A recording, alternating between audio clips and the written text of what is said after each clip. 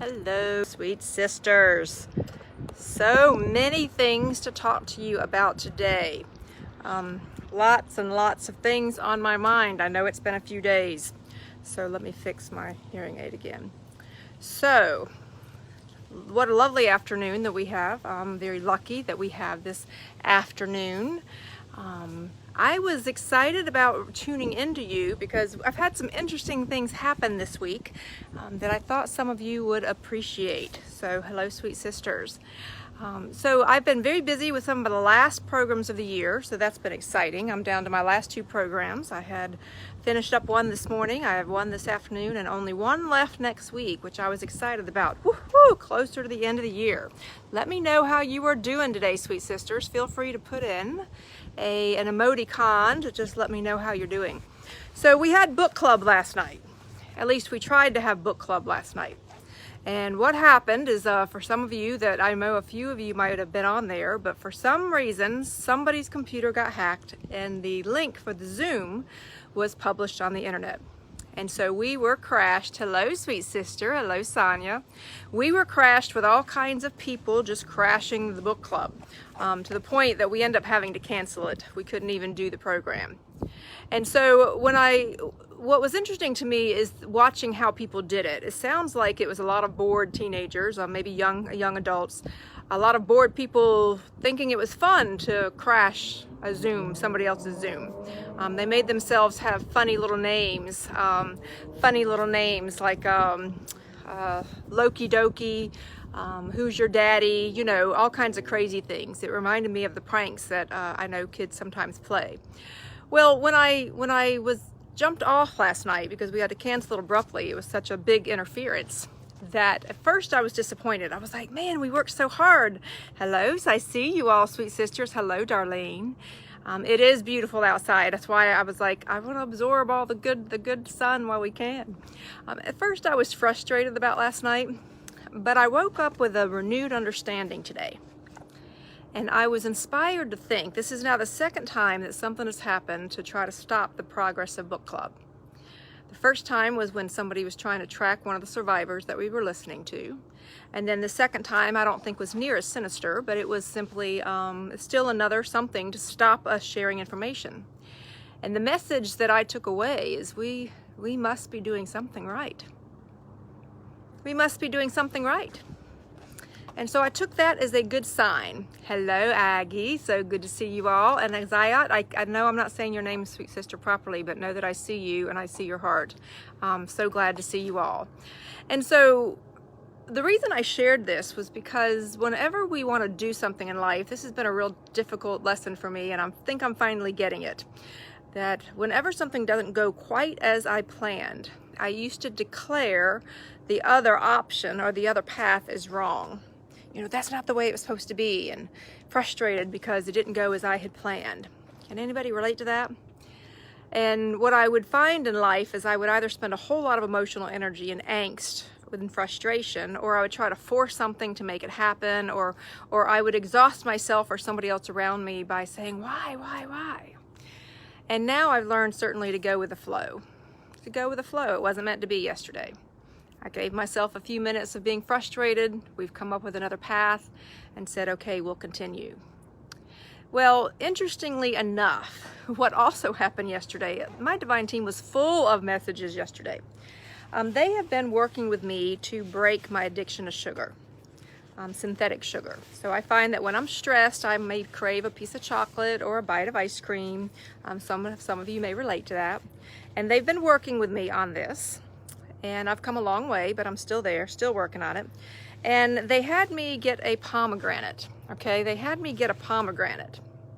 So part of this discussion about helping me is that when I become nervous, this is something from when I had an eating disorder in my teenage years, when I become anxious or nervous, I need something busy with my hands. And so it's either ice or it's M&Ms or something. And so they could hear me say, that I needed something, and they were like, okay, we'll give you something. Go get a pomegranate.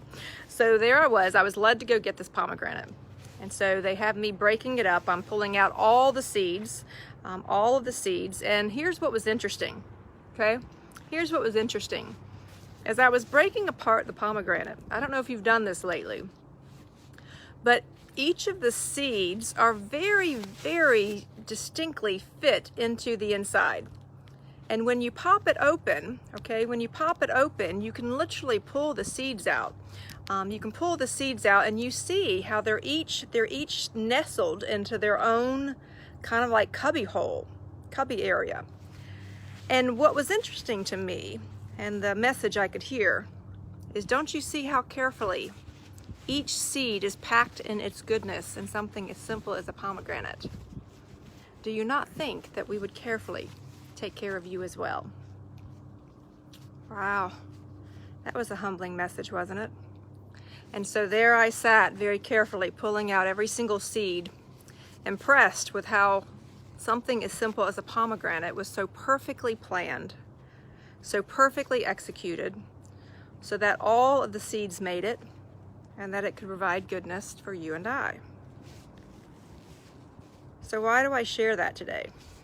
Well, I share that because I know that many of us are weary here at the end of the year. Some of us have found an extra sense of peace that maybe we haven't seen in a while. Others are still allowing the anxiousness to get the best of us because either the time is running out or the dollars are running out, or our patience is running out. Anybody else having trouble with patience other than me? I'm being very vulnerable about that. You know, I like things to be done, and it feels like we've been in this holding pattern for so long. And so what they have me doing these days is every day I'm peeling myself a pomegranate. And as I do it, I almost take it as a little bit of almost a ritual, a moment where I take a look at how precious these pomegranate seeds are folded into the pomegranate, and then I enjoy each morsel of goodness. And I think that's what we're each being asked to do. Aggie, I know I'm not the only one. I think that's what we're each being asked to do.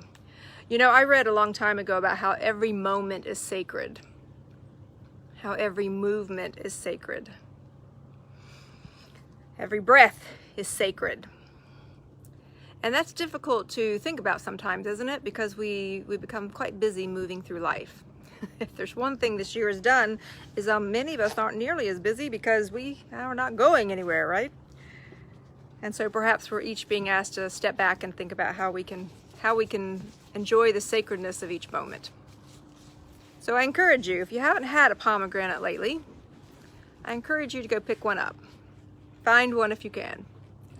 And as you go through it and take a look at each morsel, notice how amazing this little container is right in the middle of a pomegranate. And if there is that much order and structure in something simple as that particular fruit, if there's something that simple in something like a piece of fruit, then surely the same is for us, isn't it?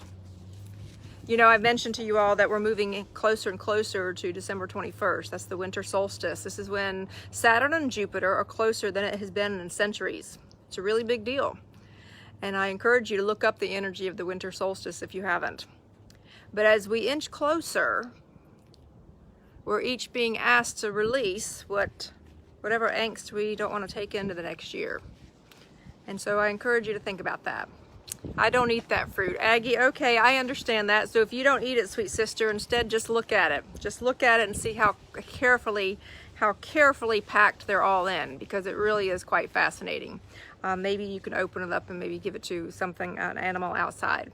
So I simply wanted to pass along the pomegranate lesson for you. I have a few other lessons coming this week and some nuggets of information. Wisdom. It's amazing how wisdom can come in the most unexpected places, isn't it, sweet sisters? And so here we are, inching our way to the end of December. I want you all to know how much I appreciate you, how much gratitude I have for you, and to remind us all that there's always more than one path and a direction that we want to go. So I'll keep you posted on how things go with book clubs. And goodness knows I, as much as the rest of you, are anxious to see and curious to see how the rest of the year is going to unfold. In the meantime, find the beauty in sacred moments, sweet sisters. Find the beauty in sacred moments. Sending you all much love, much light. Until next time.